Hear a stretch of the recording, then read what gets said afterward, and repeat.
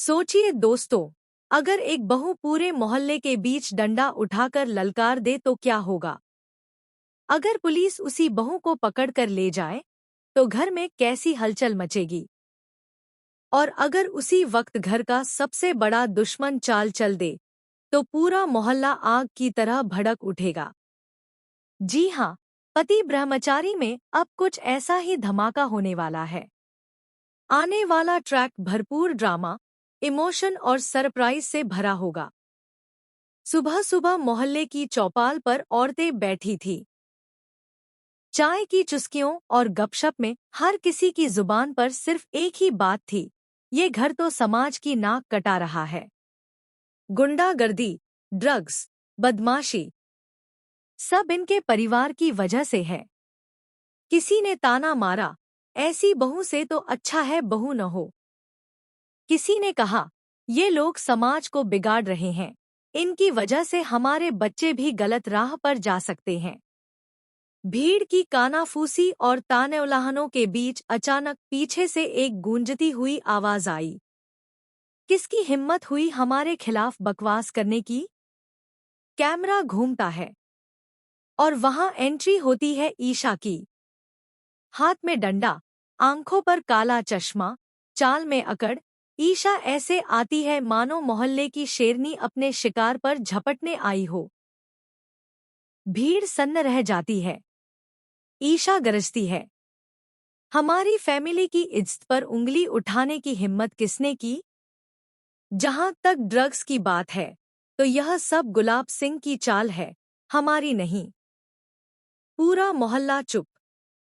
लोगों के चेहरे पर डर साफ झलक रहा था। अचानक भीड़ से किसी ने चिल्लाकर कहा, साहब, यही है गुंडा, इसे पकड़ लो।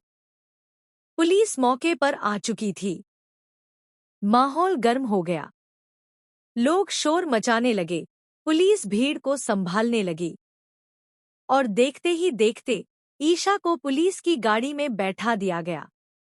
ऑडियंस दंग रह गई। क्या ईशा सच में जेल चली जाएगी? यही एंट्री होती है सूरज की। वह दौड़ता हुआ आता है, पसीने से लथपथ, आंखों में टेंशन और चेहरे पर बेचैनी। किसी तरह पुलिस को समझाता है, मिन्नतें करता है और आखिरकार ईशा को छुड़वा लेता है।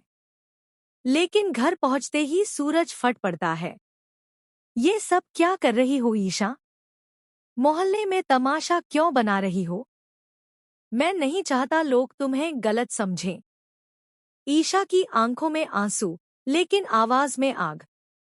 जब मेरा पति ही गुंडा कहलाता है तो मेरे अच्छे होने से क्या फायदा? दोस्तों, यही लाइन है पूरे एपिसोड का हाईलाइट। पूरा मोहल्ला और दर्शक इस डायलॉग पर तालियां बजा देंगे। ईशा आगे कहती है, सुन लो सूरज, अगर तुम नहीं बदलोगे तो मैं भी तुम्हारे साथ मोहल्ले की गुंडा बन जाऊंगी। मैं चुप बैठने वाली नहीं हूं। सूरज शॉक्ड रह जाता है। कुछ देर तक खामोशी छाई रहती है। फिर धीरे से बोलता है, ठीक है, मैं तुम्हें एग्जाम दिलवाऊंगा, लेकिन गुंडागर्दी मैं नहीं छोड़ सकता। ईशा हल्की मुस्कान के साथ कहती है, कोई बात नहीं, मुझे बस इतना पता है कि जिस दिन तुम पढ़ाई शुरू कर दोगे उसी दिन से तुम्हारी जिंदगी बदलनी शुरू हो जाएगी। दर्शकों को यहीं पर ईशा की ताकत और उसके विश्वास का अंदाजा लग जाएगा। लेकिन कहानी यहीं खत्म नहीं होती। असली ड्रामा तो अब शुरू होता है। दूसरी तरफ असली विलेन गुलाब सिंह को जब यह बात पता चलती है कि सूरज पढ़ाई शुरू करने वाला है तो उसका गुस्सा फट पड़ता है।